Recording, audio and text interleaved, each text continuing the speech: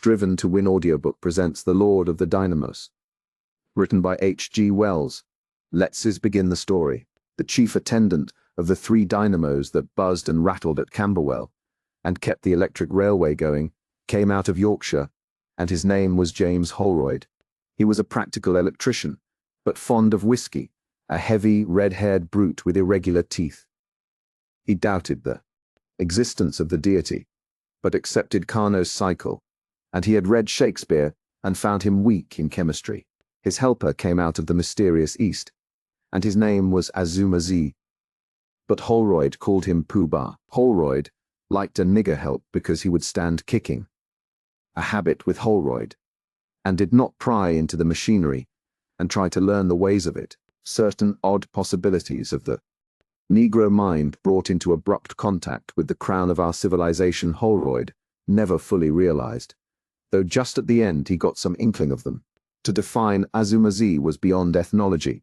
He was, perhaps, more negroid than anything else, though his hair was curly rather than frizzy, and his nose had a bridge. Moreover, his skin was brown rather than black, and the whites of his eyes were yellow. His broad cheekbones and narrow chin gave his face something of the Viperine V.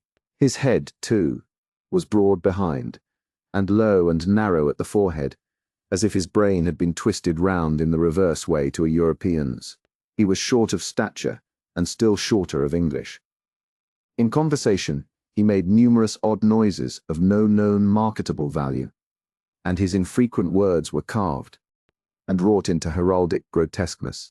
Holroyd tried to elucidate his religious beliefs, and, especially after whiskey, lectured to him against superstition and missionaries. Azuma-zi, however, shirked the discussion of his gods, even though he was kicked for it. Azuma-zi had come, clad in white but insufficient raiment, out of the stokehole of the Lord Clive, from the Straits settlements, and, beyond, into London. He had heard even in his youth of the greatness and riches of London, where all the women are white and fair, and even the beggars in the streets are white, and he had arrived, with newly earned gold coins in his pocket, to worship at the shrine of civilization. The day of his landing was a dismal one. The sky was dun, and a wind-worried drizzle filtered down to the greasy streets, but he plunged boldly into the delights of Shadwell, and was presently cast up, shattered in health, civilized in costume, penniless, and, except in matters of the direst necessity, practically a dumb animal, to toil for James Holroyd and to be bullied by him in the dynamo shed at Camberwell. And to James Holroyd, bullying was a labor of love. There were 3 dynamos with their engines at Camberwell. The 2 that have been there since the beginning are small machines. The larger one was new. The smaller machines made a reasonable noise. Their strats hummed over the drums. Every now and then the brushes buzzed and fizzled, and the air churned steadily, woo, woo, woo, between their poles. One was loose in its foundations, and kept the shed vibrating. But the big dynamo drowned these little noises altogether with the sustained drone of its iron core, which somehow set part of the ironwork humming. The place made the visitor's head reel with the throb of the engines, the rotation of the big wheels, the spinning ball valves, the occasional spittings of the steam, and over all the deep, unceasing, surging note of the big dynamo. This last noise was, from an engineering point of view, a defect, but Azuma-zi accounted it unto the monster for mightiness and pride. If it were possible, we would have the noises of that shed always about the reader as he reads. We would tell all our story to such an accompaniment. It was a steady stream of din, from which the ear picked out first one thread, and then another. There was the intermittent snorting, panting, and seething of the steam engines, the suck and thud of their pistons, the dull beat on the air as the spokes of the great driving wheels came round, a note the leather straps made as they ran tighter and looser, and a fretful tumult from the dynamos, and over all, sometimes inaudible, as the ear tired of it, and then creeping back upon the senses again, was this trombone note of the big machine. The floor never felt steady and quiet beneath one's feet, but quivered and jarred. It was a confusing, unsteady place, and enough to send anyone's thoughts jerking into odd zigzags. And for 3 months, while the big strike of the engineers was in progress, Holroyd, who was a blackleg, and Azuma Z, who was a mere black, were never out of the stir and eddy of it, but slept and fed in the little wooden shanty between the shed and the gates. Holroyd delivered a theological lecture on the text of his big machine soon after Azuma Z came. He had to shout to be heard in the din. "Look at that," said Holroyd. "Where's your heathen idol to match him?" And Azuma Z looked. For a moment Holroyd was inaudible, and then Azuma Z heard, "Kill 100 men, 12% on the ordinary shares," said Holroyd, "and that's something like a gourd." Holroyd was proud of his big dynamo, and expatiated upon its size and power to Azuma Z until heaven knows what odd currents of thought that, and the incessant whirling and shindy set up within the curly black cranium. He would explain in the most graphic manner the dozen or so ways in which a man might be killed by it, and once he gave Azuma Z a shock as a sample of its quality. After that, in the breathing times of his labor, it was heavy labor, being not only his own, but most of Holroyd's. Azuma Z would sit and watch the big machine. Now and then the brushes would sparkle and spit blue flashes, at which Holroyd would swear, but all the rest was as smooth and rhythmic as breathing. The band ran shouting over the shaft, and ever behind. As one watched, was the complacent thud of the piston. So it lived all day in this big airy shed, with him and Holroyd to wait upon it, not prisoned up and slaving to drive a ship as the other engines he knew, mere captive devils of the British Solomon, had been, but a machine enthroned. Those 2 smaller dynamos, Azuma Z, by force of contrast despised. The large one he privately christened the Lord of the Dynamos. They were fretful and irregular, but the big dynamo was steady. How great it was! How serene and easy in its working, greater and calmer, even than the Buddhas he had seen at Rangoon, and yet not motionless, but living. The great black coils spun, spun, spun. The rings ran round under the brushes, and the deep note of its coil steadied the whole. It affected Azuma Z queerly. Azuma Z was not fond of labor. He would sit about and watch the Lord of the Dynamos, while Holroyd went away to persuade the yard porter to get whiskey, although his proper place was not in the dynamo shed, but behind the engines. And, moreover, if Holroyd caught him skulking, he got hit for it with a rod of stout copper wire. He would go and stand close to the Colossus and look up at the great leather band running overhead. There was a black patch on the band that came round, and it pleased him somehow among all the clatter to watch this return again and again. Odd thoughts spun with the whirl of it.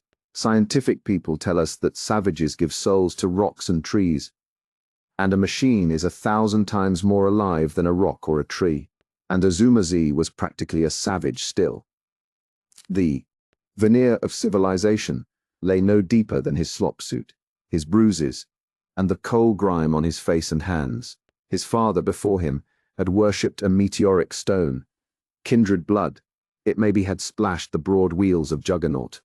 He took every opportunity Holroyd gave him of touching and handling the great dynamo that was fascinating him. He polished and cleaned it until the metal parts were blinding in the sun. He felt a mysterious sense of service in doing this. He would go up to it and touch its spinning coils gently. The gods he had worshipped were all far away. The people in London hid their gods. At last his dim feelings grew more distinct, and took shape in thoughts, and at last in acts. When he came into the roaring shed one morning, he salaamed to the Lord of the Dynamos. And then, when Holroyd was away, he went and whispered to the thundering machine that he was its servant, and prayed it to have pity on him and save him from Holroyd. As he did so, a rare gleam of light came in through the open archway of the throbbing machine shed, and the Lord of the Dynamos, as he whirled and roared, was radiant with pale gold. Then Azuma Z knew that his service was acceptable to his Lord. After that he did not feel so lonely as he had done, and he had indeed been very much alone in London. And even when his work time was over, which was rare, he loitered about the shed. The next time Holroyd maltreated him, Azuma-zi went presently to the Lord of the Dynamos and whispered, "Thou seest, O my lord!" And the angry whir of the machinery seemed to answer him. Thereafter it appeared to him that whenever Holroyd came into the shed, a different note came into the sounds of the dynamo. "My lord bides his time," said Azuma-zi to himself. "The iniquity of the fool is not yet ripe." And he waited and watched for the day of reckoning. One day there was evidence of short-circuiting, and Holroyd, making an unwary examination, it was in the afternoon, got a rather severe shock. Azuma-zi from behind the engine saw him jump off and curse at the peccant coil. "He is warned," said Azuma-zi to himself. "Surely my lord is very patient." Holroyd had at first initiated his nigger into such elementary conceptions of the dynamo's working as would enable him to take temporary charge of the shed in his absence. But when he noticed the manner in which Azuma-zi hung about the monster, he became suspicious. He dimly perceived his assistant was up to something, and connecting him with the anointing of the coils with oil that had rotted the varnish in one place, he issued an edict, shouted above the confusion of the machinery, "Don, ego nigh that big dynamo any more, Puba, or I'll take thy skin off." Besides, if it pleased Azuma-zi to be near the big, it was plain sense and decency to keep him away from it. Azuma-zi obeyed at the time, but later he was caught bowing before the Lord of the Dynamos, at which Holroyd twisted his arm and kicked him as he turned to go away. As Azuma-zi presently stood behind the engine and glared at the back of the hated Holroyd, the noises of the machinery took a new rhythm and sounded like 4 words in his native tongue. It is hard to say exactly what madness is. I fancy Azuma-zi was mad. The incessant din and whirl of the dynamo shed may have churned up his little store of knowledge and big store of superstitious fancy, at last, into something akin to frenzy. At any rate, when the idea of making Holroyd a sacrifice to the dynamo fetish was thus suggested to him, it filled him with a strange tumult of exultant emotion. That night, the 2 men and their black shadows were alone in the shed together. The shed was lit with one big arc light that winked and flickered purple. The shadows lay black behind the dynamos. The ball governors of the engines whirled from light to darkness, and their pistons beat loud and steady.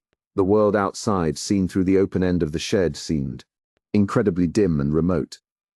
It seemed absolutely silent, too, since the riot of the machinery drowned every external sound.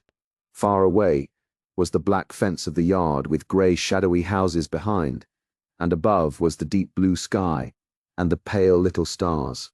Azuma-zi suddenly walked across the center of the shed, above which the leather bands were running, and went into the shadow by the big dynamo.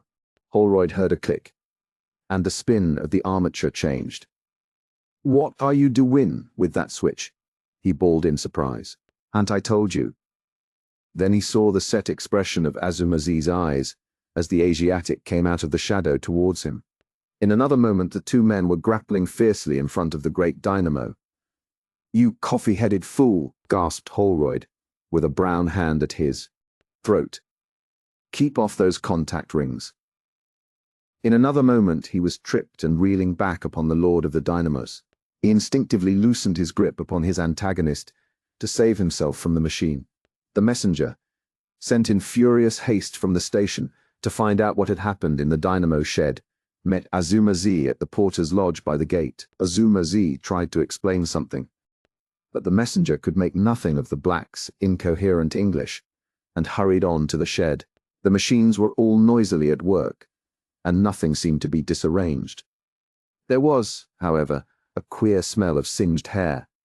Then he saw an odd-looking crumpled mass clinging to the front of the big dynamo, and, approaching, recognized the distorted remains of Holroyd.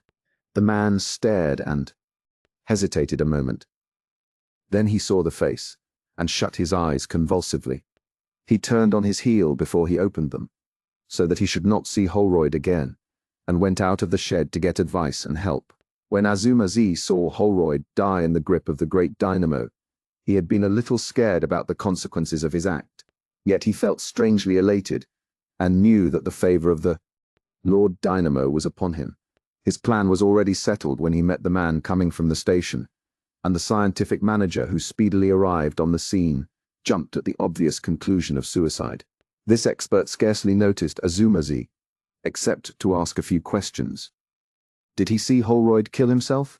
Azumazi explained he had been out of sight at the engine furnace, until he heard a difference in the noise from the dynamo.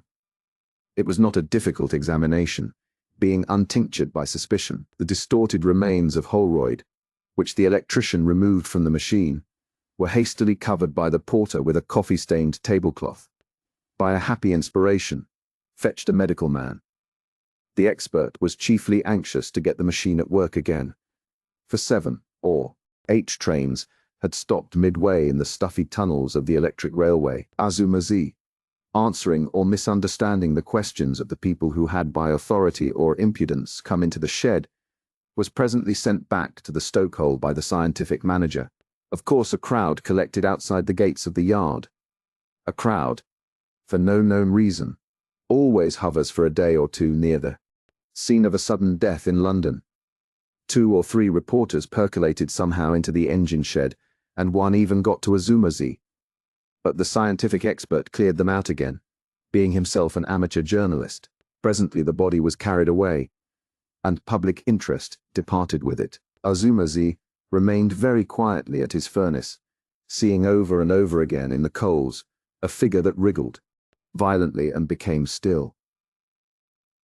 An hour after the murder, to anyone coming into the shed, it would have looked exactly as if nothing remarkable had ever happened there. Peeping presently from his engine room, the black saw the Lord Dynamo spin and whirl beside his little brothers, and the driving wheels were beating round, and the steam in the pistons went thud, thud, exactly as it had been earlier in the evening. After all, from the mechanical point of view, it had been a most insignificant incident, the mere temporary deflection of a current. But now the slender form and slender shadow of the scientific manager replaced the sturdy outline of Holroyd travelling up and down the lane of light upon the vibrating floor under the straps between the engines and the dynamos. "Have I not served my lord?" said Azumazi inaudibly from his shadow, and the note of the great dynamo rang out full and clear. As he looked at the big whirling mechanism, the strange fascination of it, that had been a little in abeyance since Holroyd's death, resumed its sway. Never had Azumazi seen a man killed so swiftly and pitilessly. The big humming machine had slain its victim without wavering for a second from its steady beating. It was indeed a mighty god. The unconscious scientific manager stood with his back to him, scribbling on a piece of paper. His shadow lay at the foot of the monster. Was the Lord Dynamo still hungry? His servant was ready. Azumazi made a stealthy step forward, then stopped. The scientific manager suddenly stopped writing and walked down the shed to the endmost of the dynamos and began to examine the brushes. Azumazi hesitated and then slipped across noiselessly into the shadow by the switch. There he waited. Presently the manager's footsteps could be heard returning. He stopped in his old position, unconscious of the stoker crouching 10 feet away from him. Then the big dynamo suddenly fizzled, and in another moment Azumazi had sprung out of the darkness upon him. First, the scientific manager was gripped round the body and swung towards the big dynamo. Then, kicking with his knee and forcing his antagonist's head down with his hands, he loosened the grip on his waist and swung round away from the machine. Then the black grasped him again, putting a curly head against his chest, and they swayed and panted, as it seemed, for an age or so. Then the scientific manager was impelled to catch a black ear in his teeth and bite furiously. The black yelled hideously. They rolled over on the floor, and the black, who had apparently slipped from the vice of the teeth, or parted with some ear.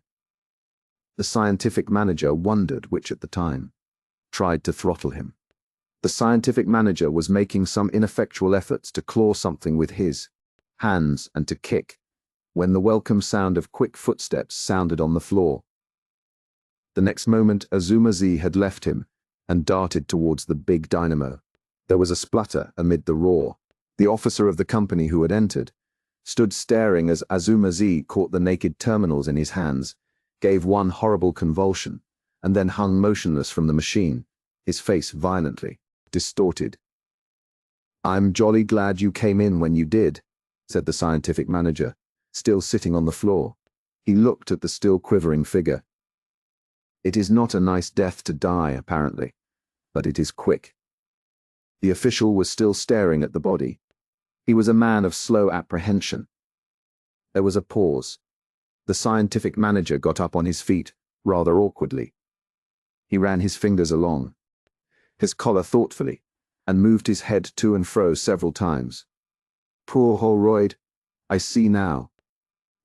Then almost mechanically he went towards the switch in the shadow, and turned the current into the railway circuit again. As he did so, the singed body loosened its grip upon the machine and fell forward on its face. The core of the dynamo roared out loud and clear, and the armature beat the air. So ended prematurely the worship of the dynamo deity, perhaps the most short-lived of all religions. Yet withal it could at least boast a martyrdom and a human sacrifice. Here, the story comes to an end. If you enjoy quality English audiobooks uploaded regularly, be sure to subscribe to Driven to Win Audiobook. From timeless classics to modern masterpieces, you'll find them all here. Thank you for listening to Driven to Win Audiobook.